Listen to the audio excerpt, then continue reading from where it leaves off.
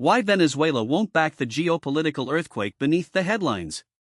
Let me take you back to January 10th of this year, not the date that made the front pages, but the one that should have.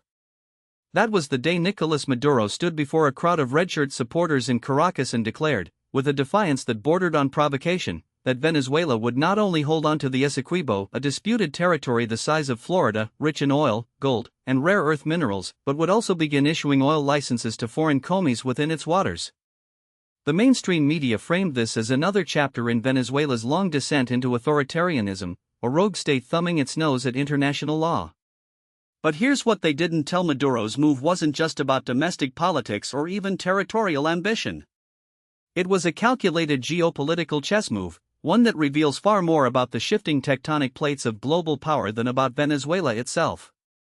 I've spent the better part of 3 decades studying the intersection of resource politics, great power competition, and the ways in which weaker states punch above their weight when the stakes are high enough. And let me tell you, what's unfolding in Venezuela right now isn't just a border dispute. It's a microcosm of the larger struggle between a declining unipolar order and the rising multipolar world, a struggle in which the rules of the game are being rewritten in real time. The question isn't whether Venezuela will back down, it's why it can't, even if it wanted to. And the answer has everything to do with oil, debt, and the quiet but unmistakable presence of China and Russia in America's backyard. The official what they want you to believe. If you've been following the story in the Western press, here's the version you've likely. Venezuela, a failed state under the boot of a corrupt and increasingly dictatorial regime, is once again manufacturing a crisis to distract from its domestic woes. The Essequibo dispute, a century-old territorial conflict with Guyana, has been reignited by Maduro's government as a cynical ploy to rally nationalist sentiment ahead of elections. The International Court of Justice has ruled against Venezuela's claims, the U.S. has thrown its weight behind Guyana, and the world is watching as a desperate regime clings to power by any means necessary. Even the recent deployment of a British warship to the region, ostensibly to support Guyana, fits neatly into this: the forces of democracy and international law versus a rogue state. The data seems to support this story. Venezuela's economy has collapsed by over 75% since 2013, hyperinflation has rendered the bolivar worthless, and nearly 8 million Venezuelans have fled the country. Maduro's approval ratings hover around 20%, and his government's repression of opposition figures, including the arrest of Maria Corina Machado's campaign staff, has drawn condemnation from human rights organizations. Meanwhile, Guyana's economy is booming, growing at an astonishing 38% in 2023 alone, thanks to offshore oil discoveries that have turned it into the world's fastest-growing economy. ExxonMobil, Chevron, and other Western energy giants have poured billions into Guyana's Stabroek Block, where reserves are estimated at over 11 billion barrels. For the U.S. and its allies, the choice seems to support the democratic, pro-Western Guyana against the authoritarian, economically crippled Venezuela. But there's a problem with this narrative. It assumes that Venezuela's actions are irrational, that Maduro is a cornered animal lashing out without a strategy. And that's where the story falls apart. The hidden facts behind the headlines. Let's start with the most glaring omission in the official: Venezuela isn't acting alone. In fact, it's acting with the quiet but unmistakable backing of 2 of the world's most powerful nations that have a vested interest in seeing the U.S. distracted and its influence in Latin America diminished. First, China. Venezuela owes Beijing over $19 billion, a debt that has been restructured multiple times but remains a millstone around Caracas' neck. In 2023, China agreed to a new repayment plan that tied Venezuela's oil exports to debt servicing, a deal that effectively gives Beijing control over a significant portion of Venezuela's crude output. But here's the: China isn't just a creditor. It's also a strategic partner. In September 2023, Maduro visited Beijing and secured a comprehensive strategic partnership that included investments in Venezuela's oil, mining, and telecommunications sectors. The Chinese state-owned Comi Sinopec has been quietly extending its footprint in Venezuela's Orinoco Belt, the largest oil reserve in the world. And when Maduro announced his plans for the Essequibo, it wasn't just a nationalist stunt, it was a signal to Beijing that Venezuela was open for business in a region where Western comies had been locked out. Then there's Russia. Moscow has been Venezuela's most reliable ally since the days of Hugo Chavez, and that relationship has only deepened under Maduro. Russia's state-owned oil giant Rosneft has been operating in Venezuela for years, and in 2020, it took over several of PDVSA's most valuable assets as collateral for unpaid debts. More importantly, Russia has provided Venezuela with military support, including the deployment of Wagner Group mercenaries to train Venezuelan forces and protect key infrastructure. When Maduro held a referendum in December 2023 to legitimize Venezuela's claim to the Essequibo, it wasn't just a domestic PR move, it was a message to Moscow that Venezuela was willing to escalate, and that Russia's support would be crucial in any confrontation with Guyana or its Western backers. Now, let's talk about the Essequibo itself. The official narrative treats this as a straightforward territorial dispute, but the reality is far more complex. The region isn't just a patch of jungle, it's a geopolitical powder keg.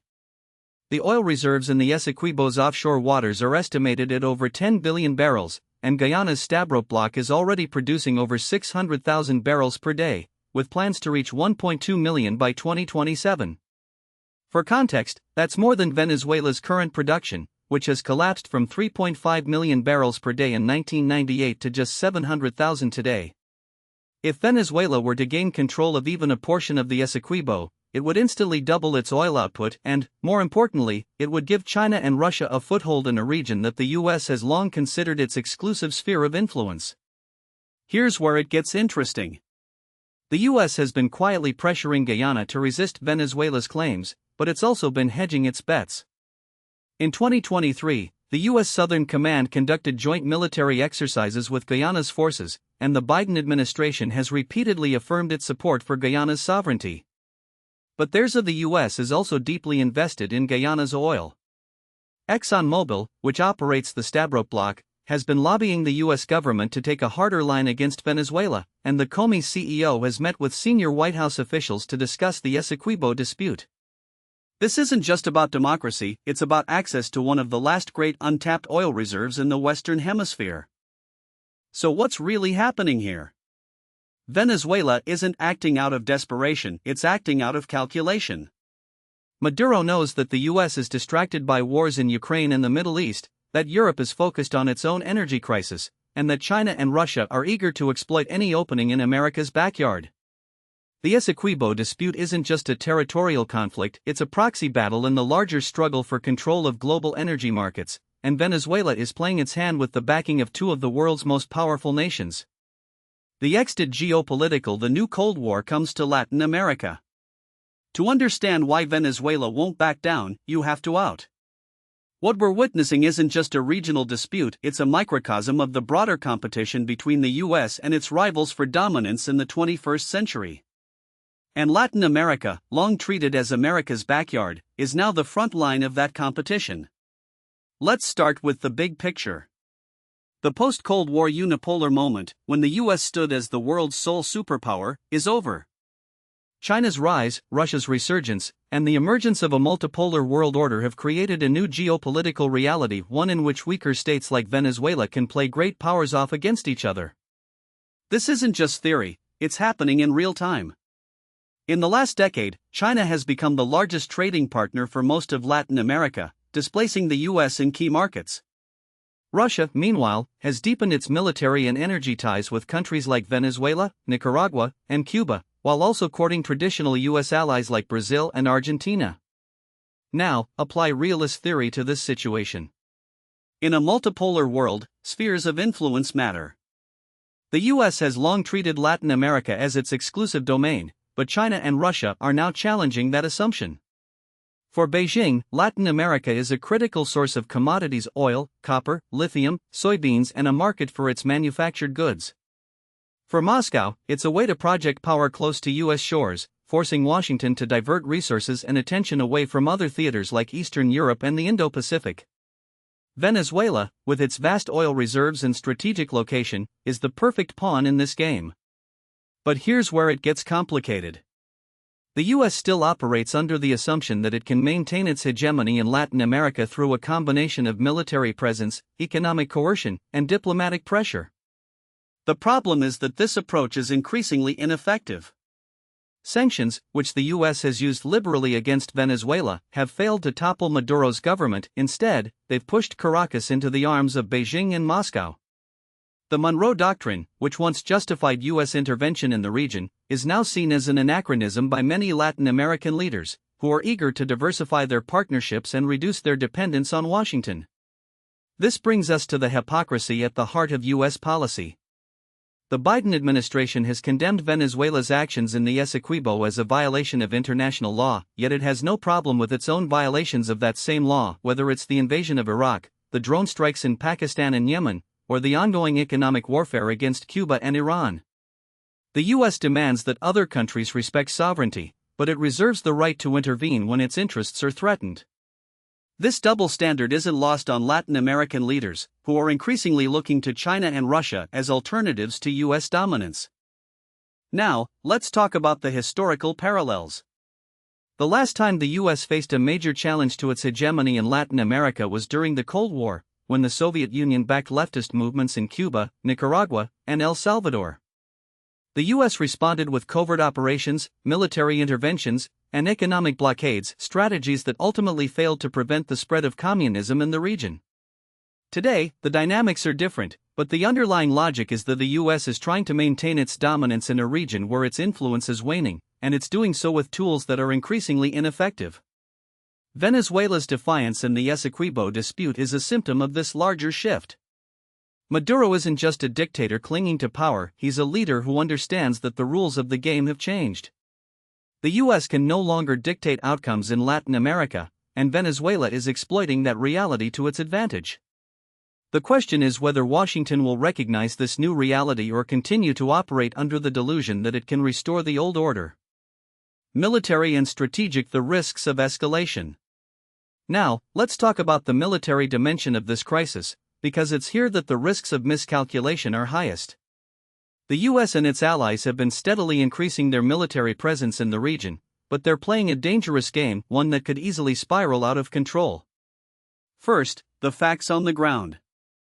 In the wake of Venezuela's referendum on the Essequibo, the U.S. Southern Command has stepped up its activities in Guyana. In December 2023, the U.S. Air Force conducted joint exercises with Guyana's military, and the British Royal Navy deployed the HMS Trent, a patrol vessel, to Guyana's waters.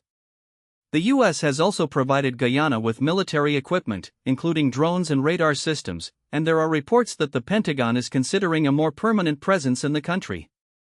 Meanwhile, Venezuela has conducted its own military exercises near the Essequibo border, and Maduro has warned that any foreign intervention would be met with force. Here's the: neither side wants a war, but both are trapped in a cycle of escalation that could easily lead to a miscalculation. The U.S. and its allies are operating under the assumption that Venezuela is bluffing, that Maduro won't risk a direct confrontation with a superior military force. But that assumption is based on a flawed understanding of Venezuela's strategic calculus. Maduro knows that a full-scale war with Guyana would be disastrous, but he also knows that the U.S. is reluctant to commit ground troops to another conflict in Latin America, especially one that could drag on for years and further erode public support for the Biden administration. This is where the lessons of Iraq, Afghanistan, and Libya come into play. The U.S. has a long history of underestimating the resilience of its adversaries, and Venezuela is no exception. The country's military, while poorly equipped compared to the U.S., is battle-hardened from years of internal repression and has been trained by Russian and Iranian advisors. More importantly, Venezuela's geography, its vast jungles, mountainous terrain, and long coastline makes it a nightmare for any invading force. The U.S. could easily cripple Venezuela's military with airstrikes, but it would struggle to hold territory, and any occupation would be met with fierce resistance from both the military and civilian populations. Then there's the question of China and Russia. Neither country has an interest in seeing Venezuela defeated, and both have the capability to make life difficult for the U.S. in other theaters. China could retaliate economically, targeting U.S. commies operating in China or restricting access to critical minerals. Russia could escalate in Ukraine or the Middle East, forcing the U.S. to divert resources away from Latin America. The point is that the U.S. isn't just dealing with Venezuela, it's dealing with a coalition of adversaries that are willing to support Caracas in ways that could make any military intervention far costlier than anticipated. Now, let me be: I'm not suggesting that war is imminent.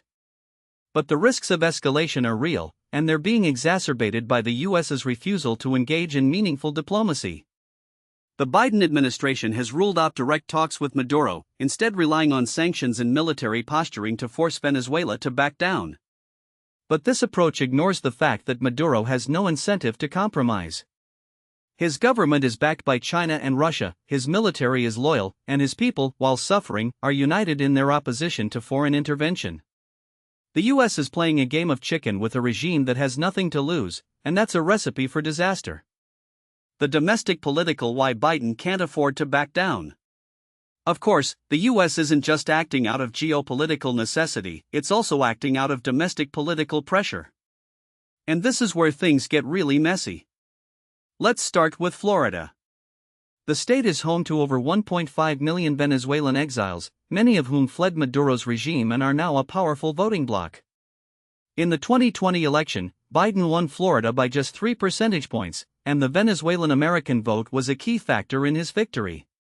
But in 2024, the political calculus has changed. The Biden administration's decision to ease sanctions on Venezuela in 2023, part of a failed attempt to negotiate with Maduro, was met with outrage by the Venezuelan exile community, which saw it as a betrayal. Now, with the Essequibo dispute heating up, Biden is under intense pressure to take a harder line against Maduro. Any perceived weakness could cost him Florida in November, and with it, the election. Then there's the broader issue of U.S. credibility. The Biden administration has staked its foreign policy on the idea that democracies must stand together against authoritarianism. But this narrative is increasingly difficult to maintain when the U.S. is seen as hypocritical, supporting democracy in Ukraine while turning a blind eye to human rights abuses in Saudi Arabia, or condemning Venezuela's actions in the Essequibo while ignoring Israel's occupation of Palestinian territories. The Essequibo dispute has become a test of Biden's commitment to this narrative, and the administration is desperate to pass that test. But here's the domestic politics and foreign policy are often at odds, and in this case, the former is driving the latter in a dangerous direction. The Biden administration's tough talk on Venezuela isn't just about the Essequibo, it's about shoring up support among key voting blocs and projecting strength ahead of the election. But this approach ignores the fact that Venezuela isn't just a domestic political issue, it's a geopolitical one, and the US can't afford to treat it as anything less. The result is a policy that's reactive, short-sighted, and increasingly detached from reality. The US is escalating the crisis without a clear endgame, and it's doing so at a time when its adversaries are more united and more capable than ever. This isn't just bad strategy, it's a recipe for failure. Scenario: what comes next? So where does this leave us? Let's run through the most likely scenarios, because none of them are good. Scenario 1: Diplomatic de-escalation. In this scenario, the US and its allies manage to walk back from the brink through a combination of diplomacy and economic incentives. Guyana agrees to a temporary freeze on new oil exploration in the Essequibo, Venezuela drops its claims in exchange for sanctions relief, and China and Russia broker a deal that allows all sides to save face. This is the best-case scenario, but it's also the least likely. Maduro has no incentive to back down, and the US is too invested in its hardline stance to offer meaningful concessions. Even if a deal were reached, it would be fragile and short-lived, setting the stage for future conflicts. Now, what most people don't realize is that the real danger in this standoff isn't just the immediate risk of conflict, it's the way this crisis is reshaping the military balance in Latin America, and how it's forcing the US to confront a reality it has spent decades ignoring. Venezuela isn't some isolated rogue state, it's a critical node in a much larger geopolitical network, one that stretches from Moscow to Beijing to Tehran. And the more the US tightens the screws, the more Maduro is being pushed into the arms of America's adversaries, not out of ideological loyalty, but out of sheer necessity. Let me explain why this matters. Venezuela's military isn't what it was in the 1990s, when it was a US-aligned force equipped with American hardware and trained by American advisors. Today, it's a hybrid force, a patchwork of Russian, Chinese, and Iranian systems stitched together with whatever Maduro can scavenge from the global arms market. The Venezuelan Air Force still flies F-16s, but they're aging relics, maintained by a skeleton crew of mechanics who can barely keep them in the air. What's replacing them? Su-30s from Russia, drones from Iran, and a growing arsenal of Chinese-made ballistic missiles. The Venezuelan Navy is in even worse shape, its fleet is a graveyard of decommissioned ships, but it's been supplemented with Russian-made patrol boats and, more recently, Iranian-designed fast attack craft. These aren't just symbolic purchases. They're designed for one to make any U.S. military intervention in the region prohibitively costly. Here's the uncomfortable: the U.S. has spent the last 20 years fighting counterinsurgency wars in the Middle East, and in the process, it has lost sight of what great power competition actually looks like. The Pentagon's playbook for Latin America is still stuck in the 1980s: coups, sanctions, and the occasional special forces raid. But Venezuela isn't Grenada. It's not even AMA. It's a country with a population of 28 million, a standing army of 120,000, and a geography that makes invasion a logistical nightmare. The last time the US tried something like this was in Iraq, and we all know how that turned out. Now imagine doing it in a country where the terrain is a mix of dense jungle, towering mountains, and urban sprawl, where the population is deeply hostile to American intervention, and where the government has spent years preparing for exactly this scenario. And that's before we even get to the regional implications. The US likes to think of Latin America as its backyard, but that backyard is now filled with actors who have no interest in playing by Washington's rules. Brazil, under Lula, has made it clear that it won't support any military action against Venezuela, and it's quietly positioning itself as a mediator, partly out of principle, partly because it doesn't want a war on its northern border. Colombia, the US's closest ally in the region, is in the middle of its own internal crisis, with a government that's far less willing to do Washington's bidding than its predecessors. And then there's Cuba, Nicaragua, and Bolivia, all of which have deep ties to Venezuela and would see any U.S. intervention as a direct threat to their own sovereignty. But the real wildcard here is Russia. Moscow has been quietly rebuilding its influence in Latin America for years, and Venezuela is the crown jewel of that effort. The Russians aren't just selling weapons, they're embedding advisors, setting up intelligence-sharing networks, and even exploring the possibility of establishing a permanent military presence in the country. In 2020, 2 Russian Tu-160 strategic bombers landed in Venezuela as part of a training exercise, a move that was as much about signaling to Washington as it was about actual military capability. More recently, there have been reports of Russian Wagner Group operatives working with Venezuelan forces, unconfirmed, but not implausible given Wagner's track record in Africa and the Middle East. Now, I'm not suggesting that Russia is about to turn Venezuela into a forward operating base for nuclear missiles. That's the kind of Cold War thinking that got us into trouble in the first place. But what Russia is doing is creating a series of tripwires, military, economic, and diplomatic, that would force the US to think twice before taking any direct action. If the US were to launch airstrikes against Venezuelan military targets, for example, would Russia retaliate by targeting US assets in Syria? Would it escalate in Ukraine? These are the kinds of questions that keep Pentagon planners up at night, and they're the reason why the US has been so hesitant to pull the trigger on anything more than sanctions and rhetoric. And then there's China. Beijing has been far more cautious than Moscow in its military engagement with Venezuela, but it's been just as aggressive on the economic front. China is Venezuela's largest creditor, holding over $60 billion in debt, and it's the biggest buyer of Venezuelan oil even with US sanctions in place. The Chinese aren't interested in turning Venezuela into a client state, they're interested in turning it into a reliable source of energy and a market for their goods. But if the US were to escalate the crisis, China would have no choice but to respond, if only to protect its investments. We've already seen this play out in the South China Sea, where Beijing has used economic leverage to deter US military action. There's no reason to think it wouldn't do the same in Latin America. So where does that leave us? The US is caught between a rock and a hard place. On one hand, it can't afford to let Maduro get away with annexing the Essequibo. Doing so would embolden other revisionist states and signal to allies that Washington is no longer willing to enforce the rules-based order. On the other hand, any military action would be a disaster, not just for Venezuela but for the entire region. The most likely outcome is that the US will continue to escalate rhetorically while avoiding any direct confrontation, hoping that sanctions and diplomatic pressure will eventually force Maduro to back down. But that's a gamble, and it's one that's based on a fundamental misunderstanding of how the Venezuelan regime operates. Maduro isn't a rational actor in the traditional sense. He's not weighing costs and benefits like a corporate CEO, he's a survivalist, and his primary goal is to stay in power. That means he's willing to endure economic collapse, international isolation, and even the threat of war if it means keeping his grip on the presidency. The US seems to think that if it just tightens the screws enough, Maduro will crack. But that's not how authoritarian regimes work. The more pressure they face, the more they double down. Look at North Korea. Look at Iran. Look at Cuba. None of these regimes collapsed under sanctions, they adapted, and in many cases, they became more repressive and more defiant. The real question, then, isn't whether Venezuela will back down, it's whether the US will. And right now, the answer to that question is no.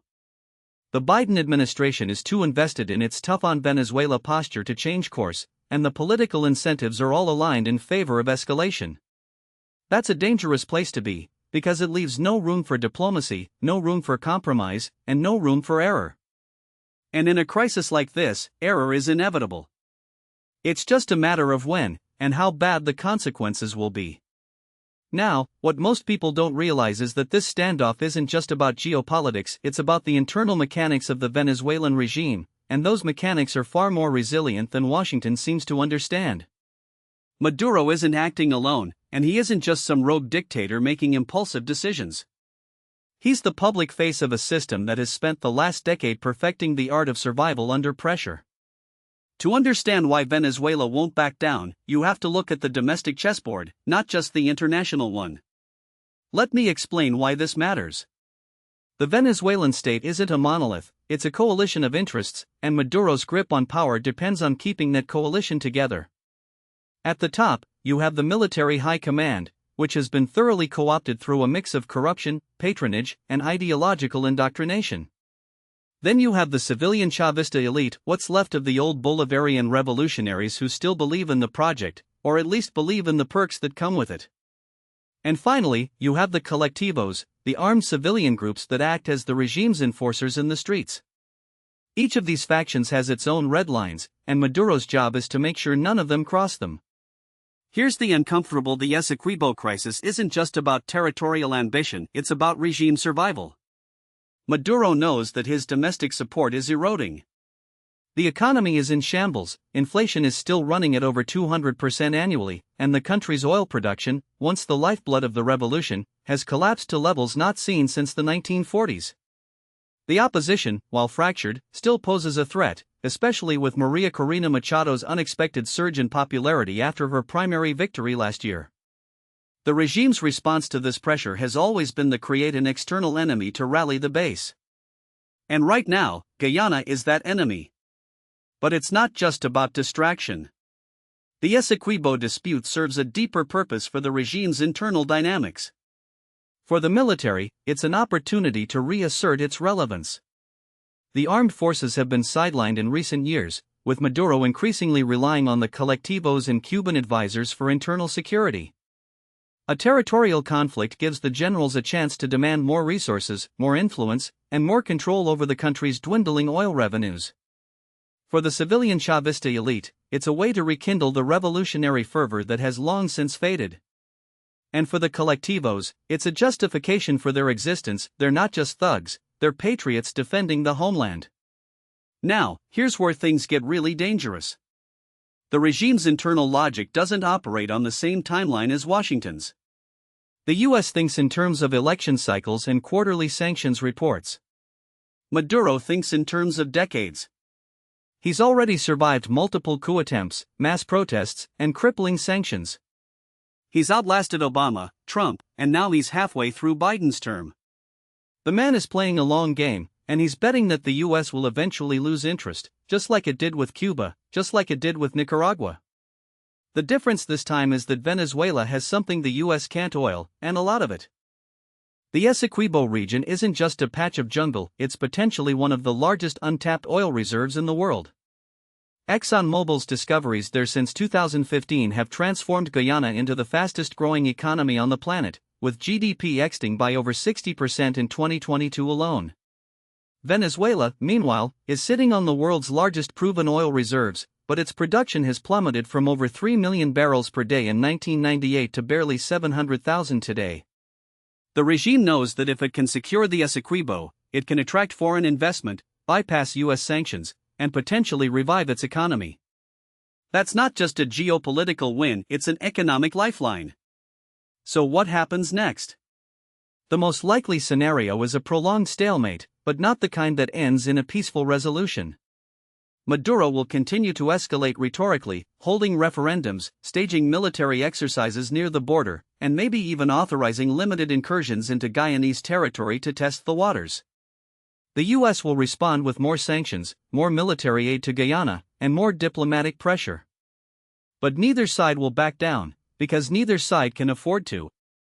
Here's the scenario that keeps me up at a miscalculation. Maybe a Venezuelan patrol boat crosses into Guyanese waters and gets into a firefight with a Guyanese vessel. Maybe a collectivo group, acting on its own, launches a raid across the border. Maybe a U.S. surveillance drone gets shot down. Any of these could spiral into a larger conflict, not because either side wants war, but because the dynamics of escalation have taken on a life of their own. And once that happens, the U.S. will be faced with an impossible: intervene militarily and risk a regional conflagration, or stand by and watch Venezuela seize territory with impunity. The other possibility, of course, is that the regime collapses under its own weight. But that's far less likely than most analysts think. Venezuela's state has become a master of managed decline.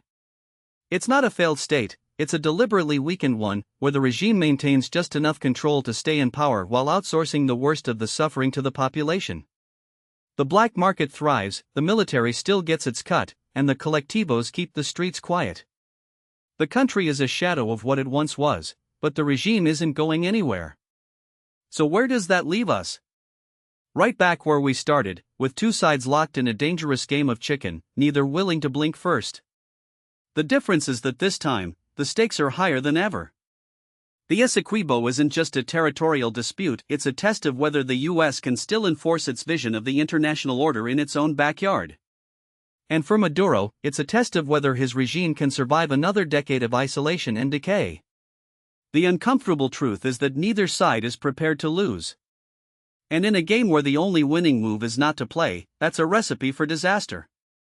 Now, what most people don't realize is that this isn't just about Venezuela and Guyana, it's about the unraveling of an entire regional security architecture that the U.S. spent decades constructing. The Monroe Doctrine, the Rio Treaty, the OAS, the Summit of the Americas, all of these were built on the assumption that Washington could enforce its will in Latin America through a combination of economic leverage, military deterrence, and diplomatic pressure. But that architecture is crumbling, and the Essequibo crisis is the clearest sign yet that the old rules no longer apply. Let me explain why this matters. The U.S. has spent the last 30 years treating Latin America as a secondary theater, assuming that its dominance was so entrenched that it could afford to neglect the region while focusing on the Middle East, China, and Russia. That neglect has consequences.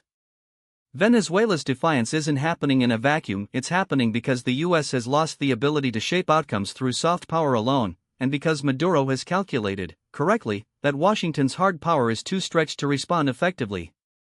Consider the numbers. The U.S. has 800 military bases worldwide, but only a handful in Latin America. The Southern Command's budget has been slashed repeatedly since the Cold War, and its focus has shifted from counterinsurgency to counter-narcotics, a mission that does little to deter a state actor like Venezuela.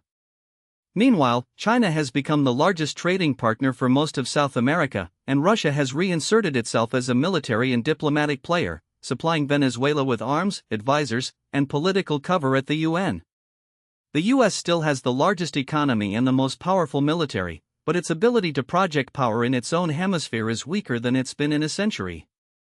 Here's the uncomfortable: Maduro isn't just gambling on the U.S. being distracted, he's betting on the U.S. being unable to respond at all. And so far, he's winning. The sanctions haven't toppled his regime. The diplomatic pressure hasn't isolated him. The military aid to Guyana hasn't deterred him. If anything, it's emboldened him, because every time the U.S. responds with half measures, it signals weakness.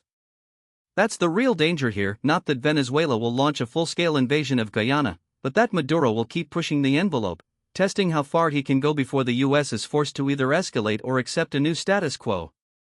So what are Washington's options? The establishment narrative is that the US can still turn the screws: more sanctions, more support for the opposition, more military exercises with regional allies. But that's the same playbook that's failed for the last decade. The sanctions have already reached the point of diminishing returns. The opposition is fractured and discredited. And the regional allies? Most of them are hedging their bets. Colombia, once a US stalwart, has restored relations with Venezuela. Brazil, under Lula, has refused to take sides. Even Guyana's closest allies in the Caribbean are wary of being dragged into a conflict that could destabilize the entire region. The other option is to negotiate, but that's a non-starter as long as Maduro believes he can outlast the US. The last time the US tried diplomacy with Venezuela, during the Obama administration, it ended with Maduro consolidating power and the US walking away empty-handed. The Trump administration's maximum pressure campaign didn't work either. So what's left? A military intervention? That's a fantasy. The US isn't going to invade Venezuela, not with its forces already stretched thin and its public exhausted by 2 decades of war. And even if it did, the blowback would be catastrophic. Venezuela isn't Iraq or Afghanistan, it's a country with a well-armed military, a battle-hardened population, and the ability to inflict real pain on US interests in the region.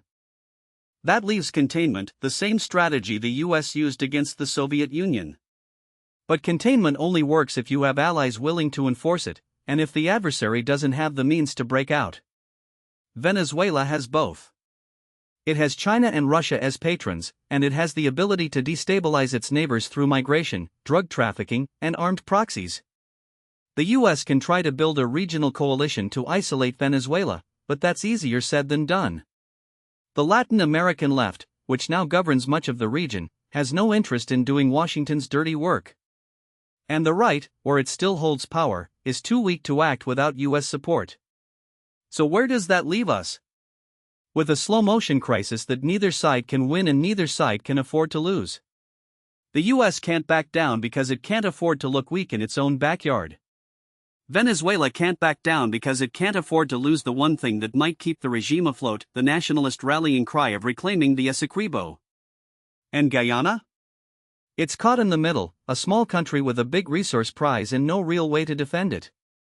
This is the new normal in Latin, a region where the US is still the dominant power, but no longer the only one, where local actors play great powers off each other, and where the old rules of engagement no longer apply. The Essequibo dispute isn't just a territorial conflict, it's a symptom of a larger shift, one where the US is losing its ability to dictate outcomes, and where smaller states are learning to navigate a multipolar world. What keeps me up at night isn't the prospect of war, it's the prospect of irrelevance. The US has spent so long assuming that its dominance in the Western Hemisphere was permanent that it hasn't prepared for the possibility that it might not be. And now, when it finally faces a challenge it can't ignore, it's discovering that its tools are rusty, its allies are unreliable, and its adversaries are more resilient than it expected. The question isn't whether Venezuela will back down. The question is whether the US still has the will and the means to make it. And right now, the answer to both is far from clear.